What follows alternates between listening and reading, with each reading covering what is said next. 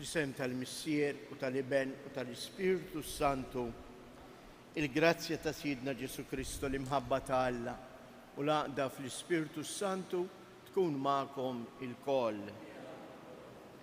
Sejrin nofru dan is-sagrifiċċju tal-Qudiesa għal Roħ Franz, Rose, Camilleri, Luigi u Rose Vella.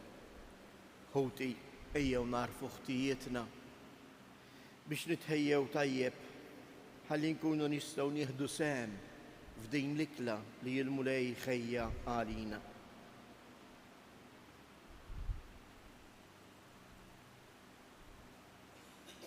Mulej ħniena, Kristu ħniena, Mulej ħniena. Iħenna għalina Alla li jista' kollox, jaħfrilna dnubietna u jwassalna għal ħajja ta' dejjem. Nitolbu. Ħares lejna u Alla li taħlaq u tmexxi kollox u għatina li naqduk qalbna kollha biex inġarbu l-qawwa tal-ħniena tiegħek. Bibnek Ġesu Kristu Sidna li hu Alla u li miegħek jgħix wisaltan flimkien mal-Ispiritu Sant għal dejjem ta' dejjem.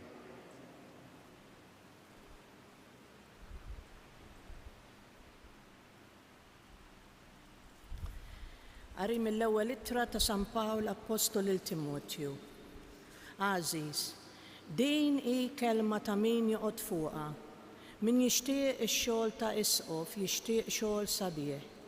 Jeħtieġ imma li l-isqof ikun bniedem li ma ssibx xi tgħid fih, li jkun raġel ta' mara waħda, li jkun meqjus prudenti, serju, li jilqa' l-barranin, jaf jgħallem, li ma jkunx mogħti għax-xorb, li ma jkunx vjolenti imma ġwejjed, li ma jkunx ġellied, anqas rejb għal flus, li jkun raġel li jaf imexxi tajjeb id-dar tiegħu u li jżomm lill-uliedu fl-ubbidjenza bir-rispett kollu. Għax jekk wieħed ma jkunx jaf imexxi l-daru stess, kif jista' jieħu ħsieb il-Knisja ta' Alla? M'għandux ikun wieħed li għadu kif tammet, li ma jmux jimtela bih innifsu u hekk jaqa' fil-kundanna tax-xitan. Għandu jkollu wkoll isem tajjeb mal-barranin, li ma jaqax fil-għajb u jaqa' fix-xibka tax-xitan. Hekk ukoll id-djakni għandhom ikunu nies serji li ma jibżgħux, li ma jilagħbux bil-kliem, ma jkunux mogħtija żejjed għall-inbejt, anqas għal qlieħ baxx tal-flus. Għandhom iżommu sħiħ il-misteru tal-fidi b'kuxjenza safja. Dawn ukoll għandhom l-ewwel jgħaddu mill-prova, imbagħad jekk wieħed ma jsib xejn xi jgħid fihom, ikunu jistgħu jaqdu bħala djakni. Hekk ukoll in-nisa tagħhom għandhom ikunu serji, ma jqassux fuq l-oħrajn, ikunu meqjusa fl-imġiba tagħhom u ta' min jafdhom f'kollox. Id-djakni ikunu irġiel li ma jkollhomx mara waħda biex ikollhom mara waħda biss u li ikunu jafu jmexxu l-uliedhom u l-djarhom sewwa. Għax dawk li jaqdu dmirhom sewwa bħala djakni jiksbu ġieħ għoli għalihom infushom u fiduċja kbira fil-fidi li hi fi Kristu Ġesu. Il-kelma tal-Mulej. Irrid nimxi b'qalb safja, irrid nimxi b'qalb safja. Nanni u nxandar it-tieba u l-ġustizzja, lilek Mulej irrid nanni, irrid nimxi bil-għaqal fit-triq il-perfetta, meta se tiġi għandi. Irrid nimxi b'qalb safja. Inġib ruħi b'qalb safja ġewwa dari, ebda ħaġa ħażina ma nżomm quddiem għajnejja, nobbot il-min jagħmel il-ħażen u ma norbotx qalbi miegħu. Irrid nimxi b'qalb safja. Min iqassas bil-moħħbi fuq ajru lil dan jien neqirdu, min għajnejh merfuqa u qalbu mkabbra ma nistax inġerħu.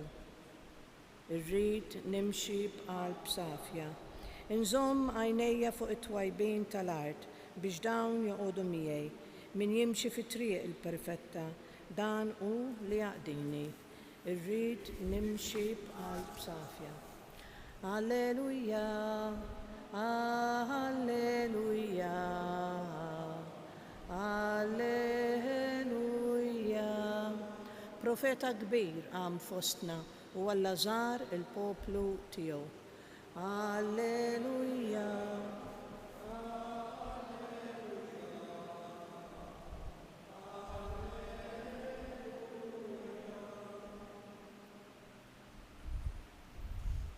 Il-mulej ma'kom. Qari mill-Evanġelju skont San-Luqa.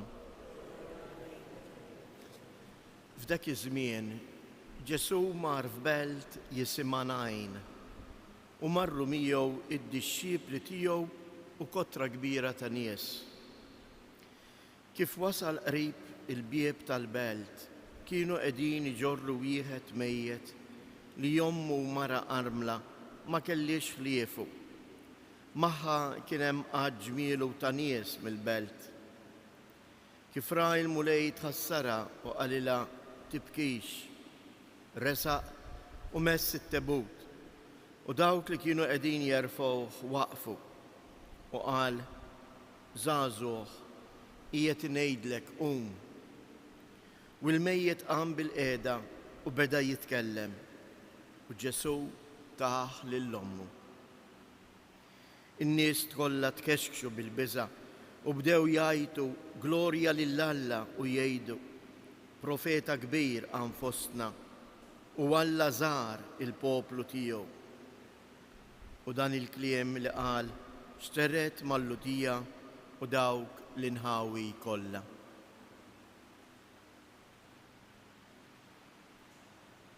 Il-kelma tal-mulej.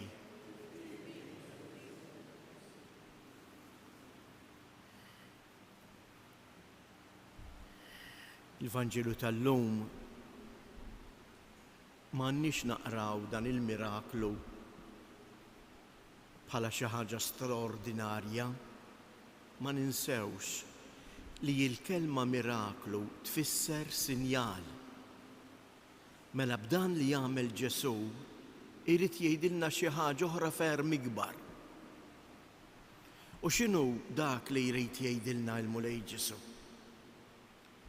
L-ewwel qabel kollox hu li l-mulej irid li aħna ngħixu. U ngħixu frott il-kelma tiegħu. Il-bniedem mingħajr Alla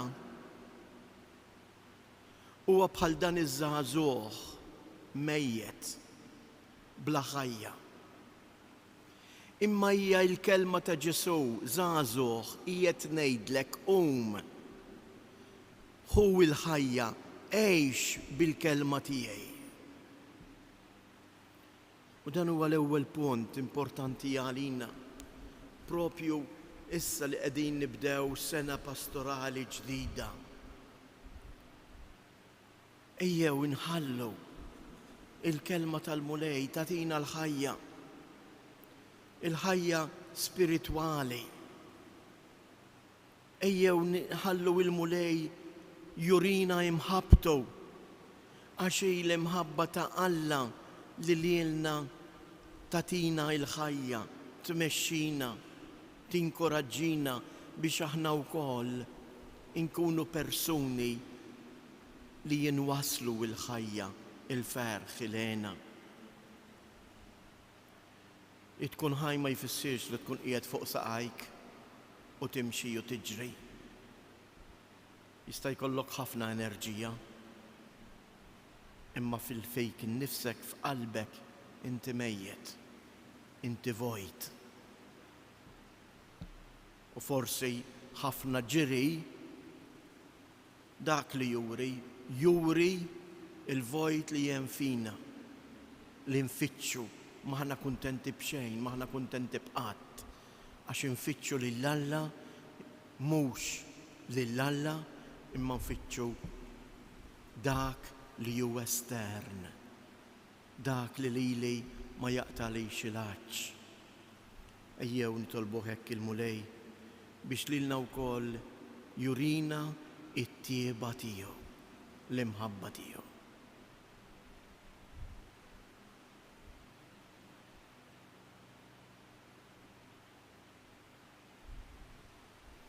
umu bil-wifqa u nistqarru hekk inresqu b'fiduċja tagħna bħala stqarrija ta' fiduċja f'Alla it-talbiet tagħna u ta' ħutna. Nitolbu għall-Knisja mqazza sabiex permezz tas-saċerdoti tagħha tal-katekisti tkompla twaslilna il-kelma ta' Alla, dik il-kelma li fija hemm il-ħajja vera.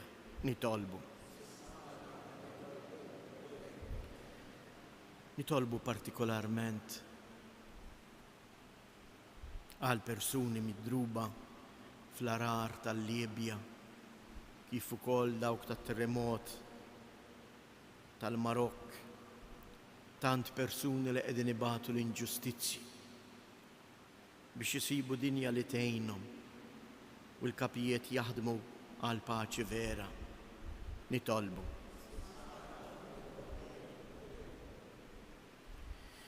Nitolbu għal tant ommijiet li forsi jolidhom ma jagħtux każ tagħhom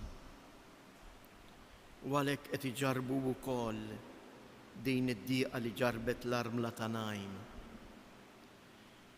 biex ulidhom jarfu jirritornaw fiħdanhom b'imħabba, ġenerożità, anke jekk forsi żbaljaw.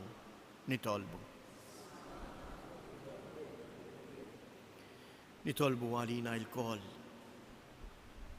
sabiex narfu nibnu l-ħajja tagħna sinċerament fuq il-kelma ta' Alla u bil-għajnuna tal-Ispirtu Santu aħna ngħixu dak li nemmnu.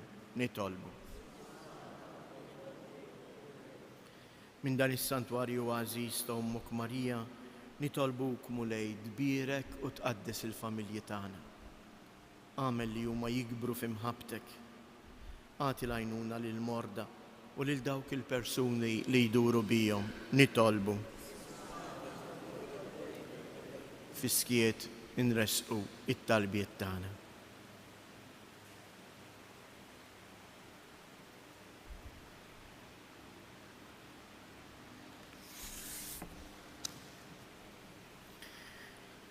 Ilqamu lej dawn it-talbiet tagħna. Inti taf ix-xewqa tagħna hija dik li nimxu b'qalb safja warajk. Għatina l-qawwa tal-Ispirtu biex aħna nkunu nistgħu nagħmlu dan. Int li tgħix wis-saltan għal dejjem ta' dejjem.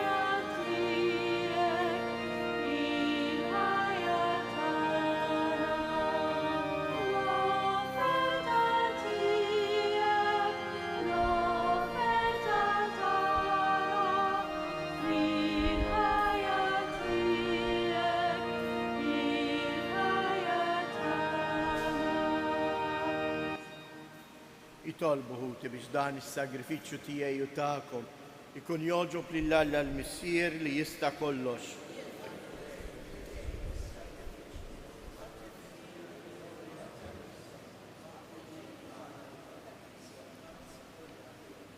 Ħenna għalina mulej u isma' it-talb tagħna. Ilqa' bit-tieba dawn l-offerti tal-qaddejja tiegħek biex l-offerta li għal ġieħ ta' ismek saritlek minn kull wieħed u waħda minna tkun tiswa għas-salvazzjoni ta' kulħadd bi Kristu Siedna. Il-mulej magħkom. Nerfgħu lubna il fuq. Niżżu ħajr lill-mulej Alla tagħna. Sewwa u xieraq tas-sew Missier Qaddis tajjeb ta' ġi tas-salvazzjoni tagħna li dejjem u kull imkien inroddulek ħajr bibnek il-għażiż Ġesu Kristu. Il-verb tiegħek li bih għamilt kollox li jintbattulna bħala Salvatur u feddej magħmul bniedem mill-Ispirtu Santu u imwieled minn Marja Verġni. U għatemm ir-rieda tiegħek u kiseb għalik poplu qaddis u fil-passjoni tiegħu fetaħ idejh fuq is-salib biex iħolna mill-irbit tal-mewt u jurina l-qawmien għal-ħajja. Għalhekk flimkien mal-anġli u l-qaddisin kollha inxandru l-glorja tiegħek u bleħen wieħed intennu qaddis.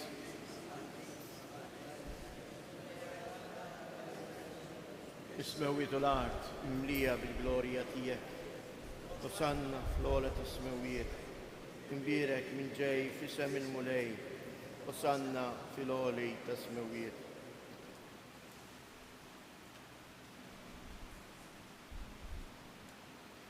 Qaddis tas-sewint mulej, inti lajn ta' kull qdusija. Qaddis għalhekk nitolbuk dawn l-offerti bil-barka tal-Ispirtu tiegħek biex isiru għalina il-ġisem u d-dem ta' Sjedina Ġesu Kristu. Li meta kien se jingħata biex mir-rajħ ibati ħal ħobs radd il-ħajr qasam tal id-dixxipli tiegħu u qal: ħudu u kulu il-kol minn dan għax dan huwa ġismi li jingħata għalikom.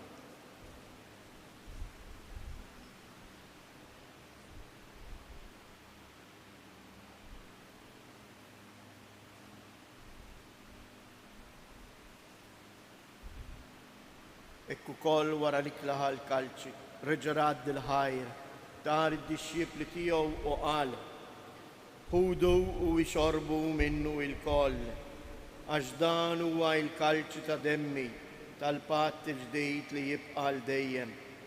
Id-demm li jxirrita għalikom għall-bnedmin kollha għal maħfra ta' dnubiet. Għamlu dan tifkira tiegħi.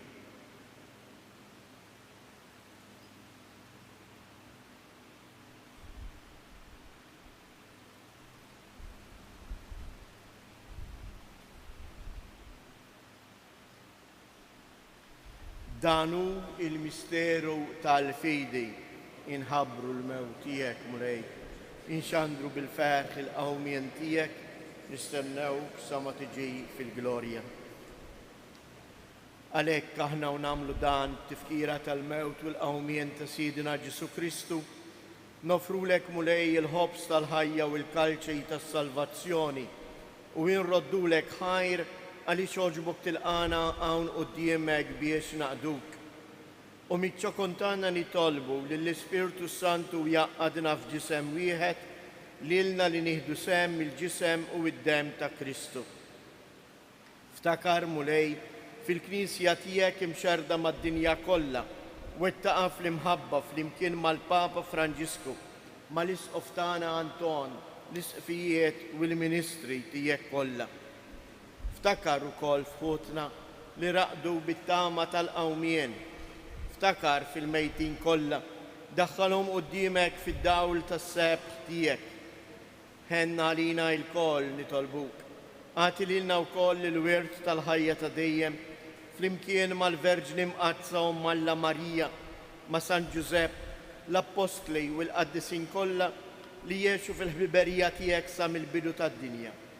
Għamil li magħhom infaħruk u insebbħuk b'Ġesu Kristu ibnek.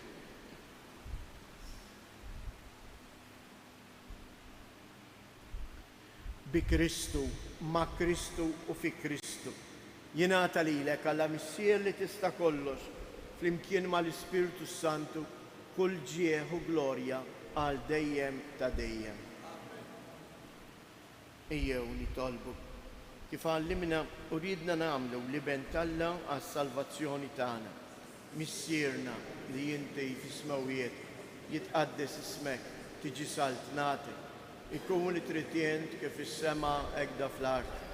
Ħobżna ta' kuljum atina llum, aħfrilna dnubietna bħalma naħfru lil min ħati għalina u la ddaħħalniex fit-tiġrib iżda eħlisna mid-deni. Eħlisna li tolbuk mulej minn kull deni Atina fit-tieba u l-ħnina tiegħek il-paċi fi żmienna biex inkunu ħielsa dejjem midnub bimħarsa minn kull inkwiet. Aħna u nistennew nittamaw ilena u l-miġġja tas-Salvatur tagħna Ġesu Kristu.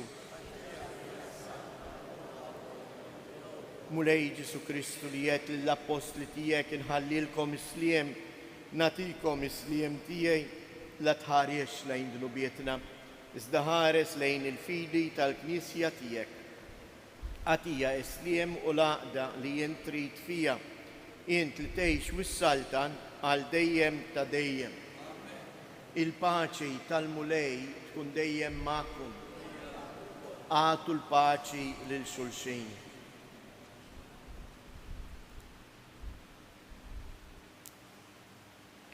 Ħaruf ta' Alla li tneħħi dnubiet tad-dinja ħenna għalina. Ħaruf ta' Alla li tneħħi dnubiet tad-dinja ħenna għalina. Ħaruf ta' Alla li tneħħi dnubiet tad-dinja għatina il-paċi.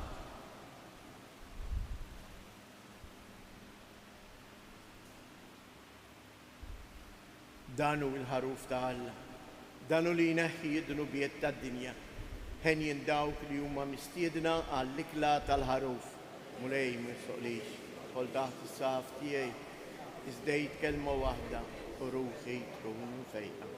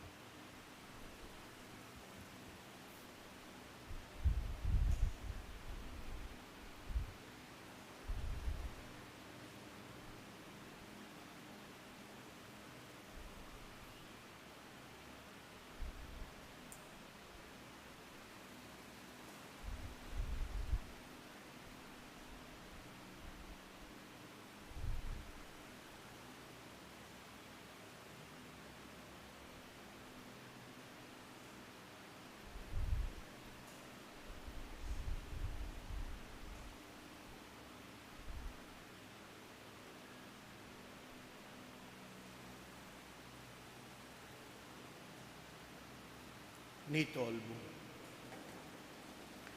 Għamil mulej li id-don tas-sema li jirċivejna jaħdem bil-qawwa tiegħu fir-ruħ u l-ġisem tagħna u li f'kull ma nagħmlu imexxina dejjem hu u mhux is-sensi tagħna. Bi Kristu siedna nofru dawn it-tliet avamarijiet hekk għall-familji tagħna, partikolarment forsi dawk il-familji li hemm disgwid bejn il-ġenituri u t-tfal, bejn it-tfal u l-ġenituri, biex jarfu nifmu dejjem aktar il-xulxin b'rispett u b'imħabba. Sliem għalik Marija, bil-grazzja mimlija l-mulej miegħek. Imbierka inti fost in-nisa, imbierek il-frott tal-ġuf tiegħek Ġesu.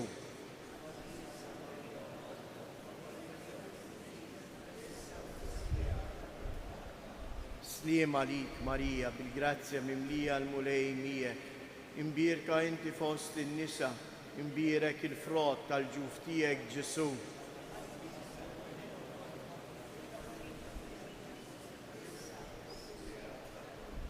Sliem għalik Marija, bil-grazzja mimlija l-mulej miegħek. Imbierka inti fost in-nisa, imbierek il-frott tal-ġuf tiegħek Ġesu.